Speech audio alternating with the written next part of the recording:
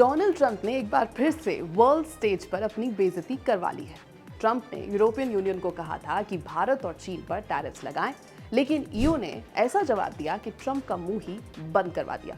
नमस्कार, मेरा नाम है श्वेता शर्मा और आज बात ईयू के दिए गए बड़े बयान की। यूरोपियन यूनियन ने भारत से नजदीकी रिश्तों की बात की, लेकिन माना कि रशिया यूक्रेन वॉर पर पीएम नरेंद्र मोदी की सरकार से कोई म्यूचुअल अंडरस्टैंडिंग नहीं है। ये बयान ऐसे समय में आया है जब ईयू अपने अलायंसेस को मजबूत करने की कोशिश कर रहा है। EU foreign policy chief Kaja Kallas और ट्रेड नेगोशिएटर मार्कोस ने ईयू इंडिया स्ट्रैटेजी पेश की थी, जिसका मकसद दिल्ली के साथ कोऑपरेशन को गहरा करना था। ये कदम यूरोप की इस मान्यता को दर्शाता है कि इंडिया अब एक ऐसा इकोनॉमिक पार्टनर और पॉलिटिकल एक्टर बन गया है जो फ्यूचर वर्ल्ड ऑर्डर को शेप कर सकता है। लेकिन कालस, जो एस्टोनिया की पूर्व प्रधानमंत्री रह चुकी हैं और एक ऐसे देश से आती हैं जो रशियन थ्रेट की फ्रंट लाइन पे है, उन्होंने इंडिया की हालिया भागीदारी पर चिंता जताई है। इंडिया ने रशिया के मिलिट्री एक्सरसाइजेस में हिस्सा लिया था, जिनमें नाटो देशों के खिलाफ वॉर सिनेरियोस का अभ्यास हुआ था। उन्होंने कहा कि ये हमारे देशों के लिए बहुत बड़ी चिंता है। अगर आप हमसे क्लोजर टाइज चाहते हैं तो फिर ऐसे एक्सरसाइजेस में हिस्सा क्यों लेते हैं जो हमारे लिए एग्जिस्टेंशियल थ्रेट है।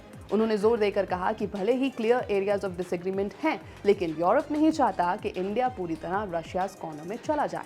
ईयू लंबे समय से इंडिया के डिस्काउंटेड रशियन ऑयल परचेजेस पर आपत्ति जताता रहा है, क्योंकि इससे सीधा व्लादिमीर पुतिन की यूक्रेन वॉर को अपेरेंटली फाइनेंस मिलता है। दिल्ली के मॉस्को से डिफेंस टाइज भी ब्रसल्स के लिए चुनौती हैं, जो प्रिंसिपल और प्रैग्मैटिज्म के बीच संतुलन बनाने की कोशिश कर रहा है। इस बीच ईयू को वॉशिंगटन से भी प्रेशर झेलना पड़ रहा है।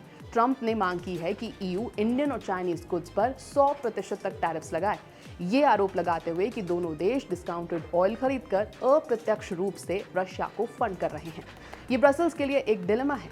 एक तरफ यूरोप, यूएस और G7 के साथ मिलकर मॉस्को को सैंक्शन करना चाहता है, दूसरी तरफ वो इस साल के अंत तक इंडिया के साथ एक लंबे समय से लंबित ट्रेड एग्रीमेंट को फाइनलाइज करने की कोशिश कर रहा है। ईयू ऑफिशियल्स मानते हैं कि ये टाइट रोप वॉक मुश्किल है, खासकर जब ट्रंप हार्डलाइन मेजर्स पर अड़े हुए हैं।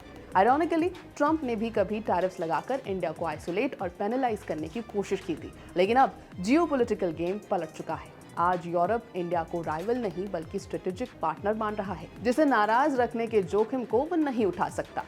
पिछले दशक में ईयू इंडिया ट्रेड 90% बढ़ा है, जिससे ईयू इंडिया का सबसे बड़ा ट्रेडिंग पार्टनर और एक प्रमुख इन्वेस्टर बन गया है। यानी despite Trump's pressures, EU Bharat पर भारी भरकम टैरिफ नहीं लगाने वाला।